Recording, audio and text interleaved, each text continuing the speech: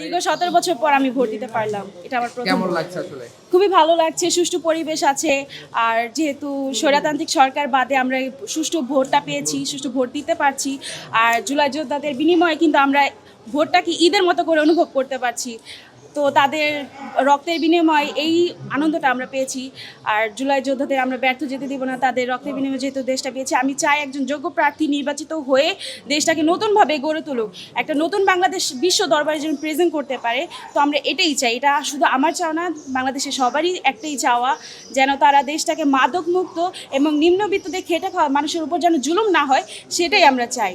আচ্ছা, নিরাপত্তার কোনো সংজ্ঞা দেখছে? না, ভোট কেন্দ্রে সবাই যারা কাজ করছেন তারা সবাই সুষ্ঠু ব্যবহার করেছে এবং সবাই ভালো ব্যবহার করছে এবং সবাই মানে অনেকটা হেল্পফুল ছিল। তারা সবাই দেখিয়ে দিচ্ছে কিভাবে কি করতে হবে। তো এটা খুবই ভালো লাগছে। ভালো লেগেছে অ্যান্ড পরিবেশ খুবই শান্ত লেগেছে আমার কেন্দ্রে অফকোর্স অ্যান্ড সব কিছু মিলে ভালো ছিল। এমন বাংলাদেশ চাবো যেটা সকলের জন্য সেফ অ্যান্ড সমান অধিকারের একটা দেশ হবে। নারীদের নিরাপত্তা অফকোর্স সেটার জন্য বলা হবে। বাংলাদেশে নারীদের নিরাপত্তা এখনও যতটা দরকার সেফটি নাই বাংলাদেশে।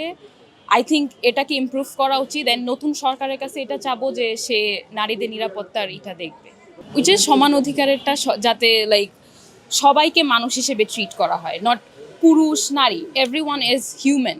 সো মানুষ হিসেবে সবাইকে ট্রিট করবে, এভাবেই যায়।